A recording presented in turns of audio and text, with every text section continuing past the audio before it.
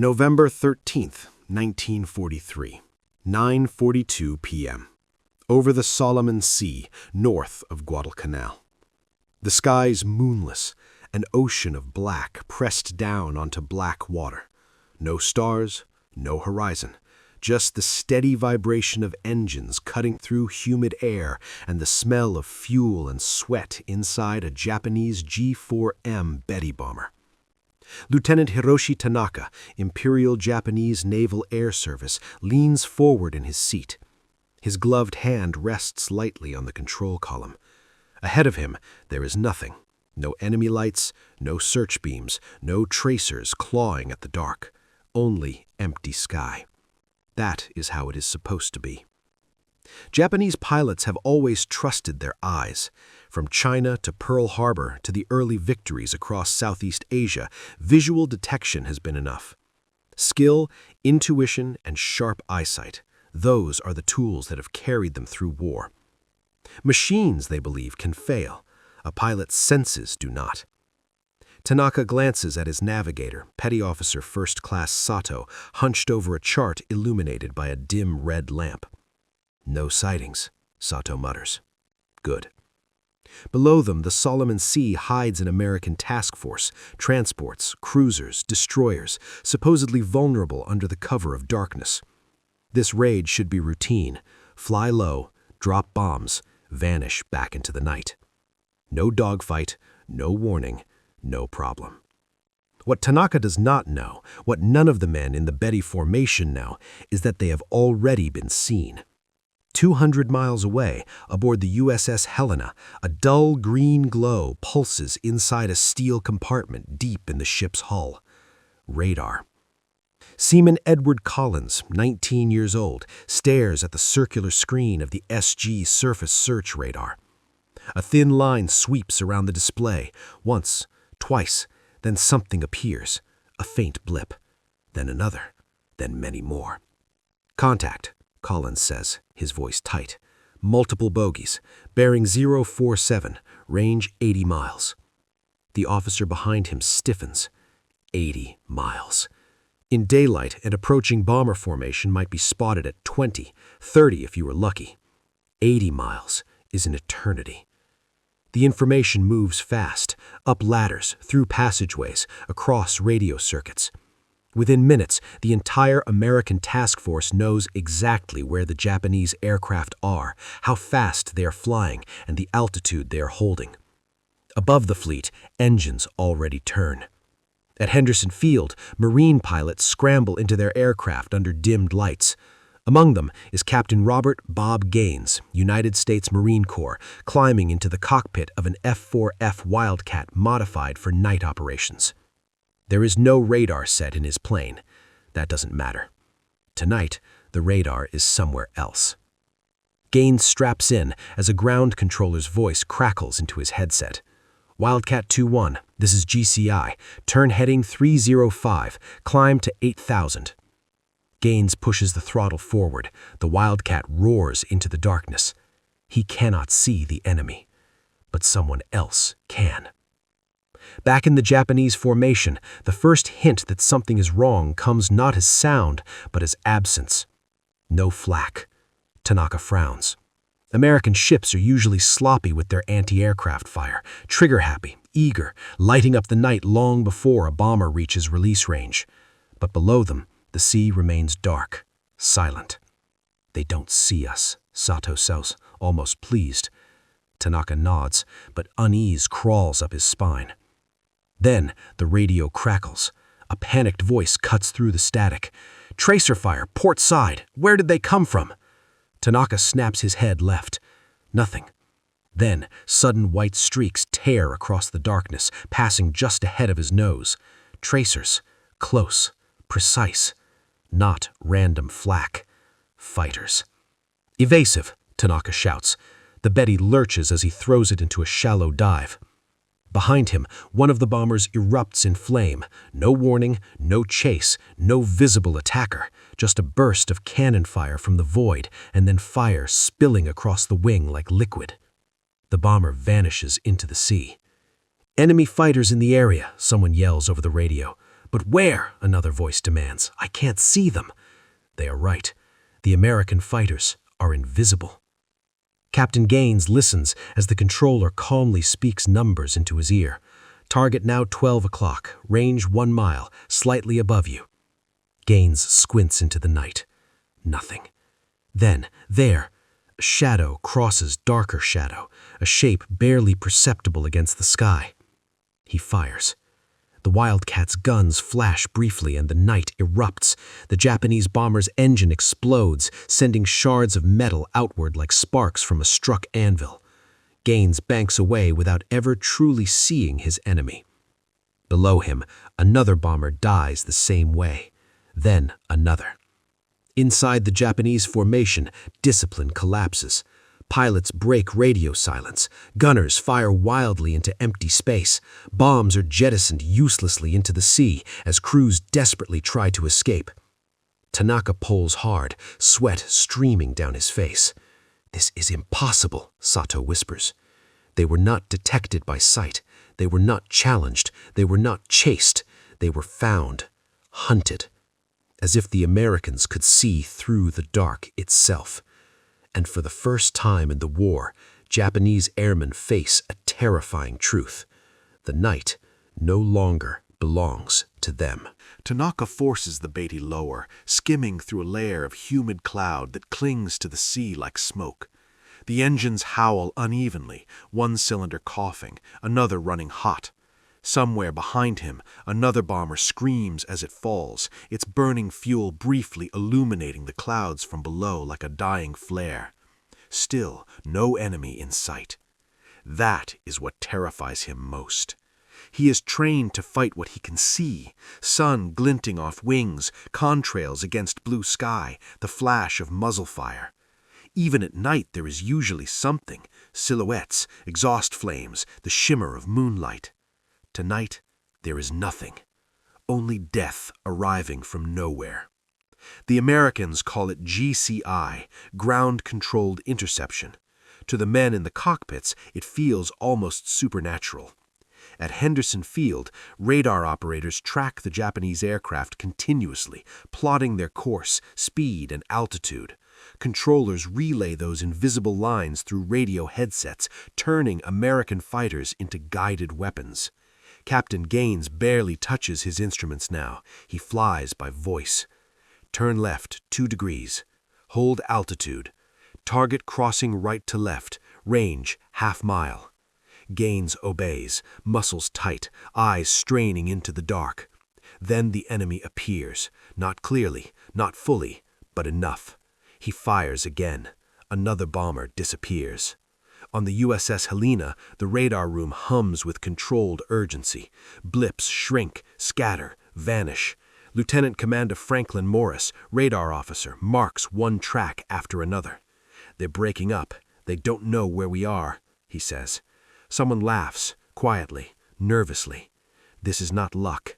This is technology, and it is working perfectly. Back in the air, Tanaka's formation is no longer a formation. It is a handful of terrified aircraft fleeing independently, radios clogged with overlapping voices, some shouting, some praying, some silent forever. A sudden burst of cannon fire rips past the cockpit. The Beatty shudders violently. "Starboard engines hit," Sato yells. Flames lick along the nacelle. Tanaka knows what that means. The G4M is fast and long-ranged, but fragile. Its fuel tanks unprotected, its structure lightened to extend reach. Once it starts burning, there is rarely time. He shoves the nose down, diving toward the sea. Behind him, the flame spreads. This is not the first time Japanese pilots have encountered radar, but it is the first time they understand it. Earlier in the war, American radar had been crude, unreliable, short-ranged, poorly integrated. Japanese pilots dismissed it as a novelty, something that might help ships aim guns a little better, nothing more. Victory had reinforced that belief. At Pearl Harbor, radar warnings were ignored. In early battles, Japanese night attacks often slipped through American defenses. Experience said the night was safe. Experience was now obsolete. As Tanaka dives, the cockpit fills with smoke. He levels out just above the waves, praying the darkness will finally hide him. For a few seconds, it works. Then the radio crackles again. A calm, emotionless American voice guides another fighter into position. The night erupts one final time. By dawn, wreckage floats across miles of ocean, burned wings, twisted fuselage fragments, oil slicks spreading slowly with the current. American ships steam on, untouched. In the ready rooms and radar compartments, the mood is not celebration, but realization. They have crossed a threshold. Japanese headquarters will not understand what happened for weeks. Initial reports are confused, claims of surprise fighters, exaggerated numbers, mysterious American luck. Losses are written off as bad weather, poor coordination, isolated incidents. But pilots who survive tell a different story. They speak of enemies who do not search, who do not chase, who do not miss. Enemies who arrive already knowing where you are. Tanaka does not survive to tell that story. Neither do most of the men who flew that night. Their disappearance leaves a gap, one that Japanese planners cannot ignore. Because for the first time since the war began, the Imperial Japanese Navy Air Service faces an enemy advantage it cannot counter with courage, training, or sacrifice. The Americans are not just fighting better, they are seeing better. And once a hunter sees in the dark, there is no hiding again. Tokyo, December 1943. The briefing room is heavy with cigarette smoke and frustration. Maps of the Solomon Islands line the walls, dotted with red grease pencil marks.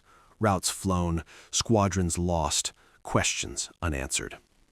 Rear Admiral Takijiro Onishi listens in silence as reports are read aloud. Multiple aircraft failed to return. Enemy interception occurred without visual contact. American fighters appeared suddenly at close range. Again and again, the same words surface. No warning, no flak, no searchlights, only sudden destruction. A junior officer hesitates before speaking. The pilots insist the Americans were guided by some form of electrical detection. The room stirs. Some officers scoff quietly. Radar. The word still carries an unpleasant taste, a foreign idea, a machine solution to a human problem. For years, Japanese aviation doctrine has been built on the belief that superior training and fighting spirit outweigh technological shortcuts.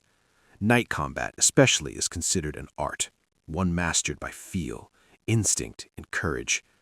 But now, instinct is failing, and courage is not enough. Out in the field, veteran pilots begin to notice something unsettling. Their experience, the very thing that once kept them alive, is betraying them. Lieutenant Masao Koga, a seasoned fighter pilot with over 600 flight hours, flies night escort over Rabaul. He scans the darkness exactly as he was trained to do, eyes moving, senses alert. Nothing. Then a wingman vanishes in a burst of fire. No tracer buildup, no pursuit, just an instantaneous kill. Koga yanks his aircraft into a turn, heart hammering. He never sees the attacker. The Americans, meanwhile, are refining the system. Ship-based radar hands off contacts to shore stations. Shore stations feed information to controllers. Controllers vector fighters into positions where the enemy will be, not where he is now. It is predictive, deadly. New aircraft arrive equipped specifically for this kind of war. The F-6F Hellcat and F-4U Corsair dominate daylight, while radar-equipped night fighters like the P-61 Black Widow begin to appear, their noses filled with antennas instead of guns. In these aircraft, American pilots no longer hunt, they intercept. By early 1944, the imbalance becomes impossible to hide. Japanese night raids over the Central Pacific suffer catastrophic losses. Bombers disappear before reaching their targets. Escorts cannot protect what they cannot see. Worse still, returning pilots describe the same nightmare over and over. The Americans always know. Commanders attempt countermeasures. They order radio silence, change altitudes, alter routes mid-flight, fly lower, fly higher, fly slower. Nothing works. Radar sees through it all. Instructors at Japanese flight schools face an impossible task. How do you teach a student to fight something invisible? How do you train against an enemy who never reveals himself until the moment he fires? You cannot outmaneuver a voice in a headset. You cannot duel a glowing screen. Morale begins to crack. Night missions, once prized for their daring, become assignments men quietly dread. Crews joke darkly about ghost fighters and American spirits. But fear is no joke. Every takeoff into darkness now feels like stepping into a trap already sprung. At American bases, the mood is different. Confidence grows not from bravado, but from certainty. Radar removes guesswork. It removes surprise from the enemy and gives it entirely to the interceptor. For the first time in aerial warfare, knowledge itself becomes the decisive weapon. American pilots talk less about skill and more about positioning. They say, "Be where the controller tells you. The target will be there." And it almost always is. By mid-1944, Japanese losses in night operations reach unsustainable levels. Entire squadrons are reassigned, others are grounded, some are quietly disbanded. The night sky, once a refuge, has become a killing field. And the men who once dominated it now understand the cruelest truth of all.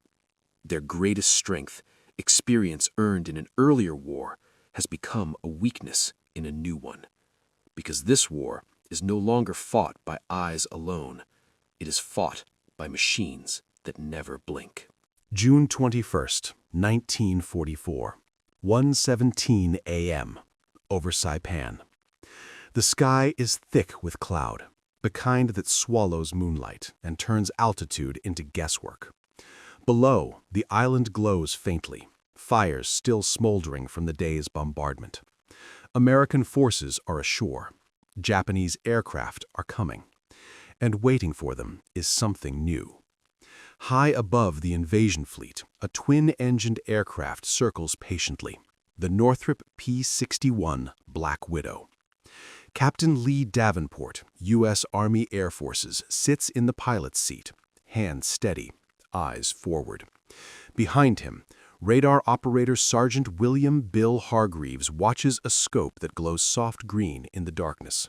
There, Hargreaves says, "Contact, bearing 180, range 4 miles." Davenport does not look outside. He trusts the screen. The Black Widow was built for this, designed from the start to kill in the dark. Its radar can detect aircraft long before human eyes ever could, and its 4 20mm cannons can destroy a bomber in seconds. To Japanese crews, it will feel less like an airplane and more like a presence. Unseen, unheard, inevitable. A Japanese K-49 Helen bomber drifts through the clouds below, its crew straining to see the invasion fleet. They believe altitude and weather will protect them. They are wrong. Hargreaves adjusts his controls. Target steady, 2,000 feet below, closing fast. Davenport eases the Black Widow down. The bomber never knows. A sudden burst of cannon fire tears through its fuselage. The Helen explodes in midair, fragments raining into the sea. The Black Widow vanishes back into the clouds without a trace. Night after night, the pattern repeats. Radar finds, fighters converge, bombers die. The Japanese begin to alter tactics again, sending aircraft singly instead of in formations, hoping radar will miss isolated targets. It does not. Radar sees everything that moves. Captured Japanese pilots are questioned after forced landings or crashes on occupied islands. Interpreters notice the same haunted look, the same phrases repeated again and again. "We were attacked without warning. They appeared from nowhere. There was no escape."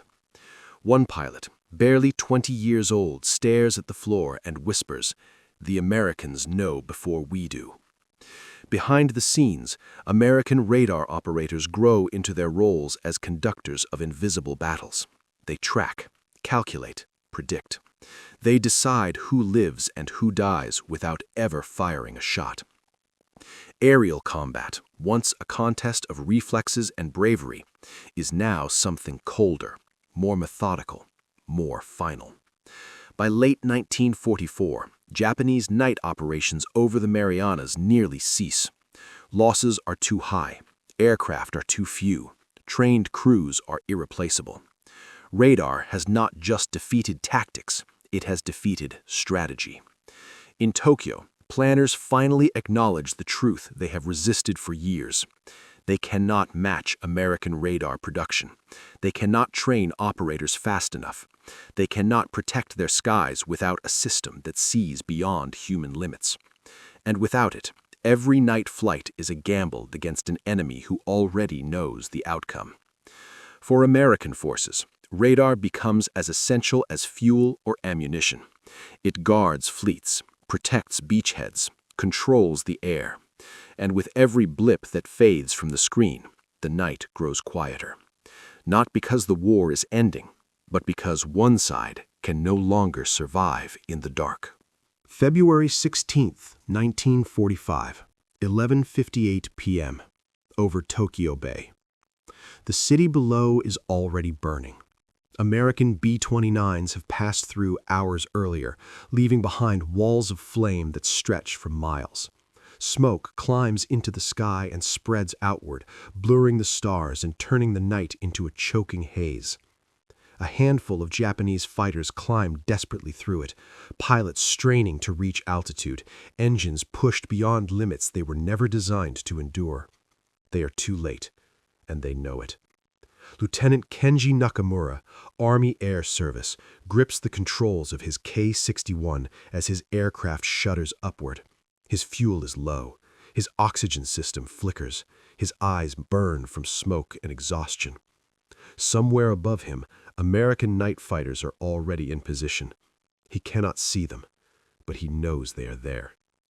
By this stage of the war, Japanese pilots no longer mock radar. They fear it. They speak of it in briefings with the same resignation once reserved for bad weather or mechanical failure, an unavoidable force. Radar has turned interception into inevitability, night into daylight, darkness into exposure. American radar stations ring the home islands now, on ships, on captured islands, on newly constructed airfields. Their coverage overlaps, creating an invisible net that Japanese aircraft cannot slip through. Controllers vector fighters with practiced efficiency, target climbing, target turning, target now directly ahead. For the pilots, the enemy no longer exists as a plane, only as a solution to be executed. Nakamura hears nothing before the first burst hits. His aircraft jolts violently, warning lights flash, the engine coughs, then dies. He never sees the American fighter. As his K-61 spirals downward toward the burning city, Nakamura understands something with absolute clarity. Skill did not fail him. Courage did not fail him. Time did. By the war's final months, Japanese night aviation is effectively finished. Aircraft are grounded to save fuel. Crews are reassigned to hopeless daylight missions. Some are ordered into suicide attacks where radar no longer matters, because survival is no longer expected. The night sky, once a sanctuary, is abandoned. American after-action reports are blunt. Radar has reduced surprise to zero. Losses are minimized. Efficiency is maximized. The language is clinical, but the result is unmistakable. Entire squadrons have vanished without combat in the traditional sense. They were not defeated in turning fights. They were erased by awareness. After the war, surviving Japanese pilots reflect on what they faced. Many say the same thing. We never saw them coming. We were already dead before we knew it. They had fought a war where vision meant survival, and then they encountered an enemy who no longer needed eyes. Radar did not just change how battles were fought. It changed who controlled the sky. From that moment on, darkness was no longer protection. It was exposure. And in the black silence between blips on a glowing screen, the fate of entire squadrons was decided, quietly efficiently, and without mercy.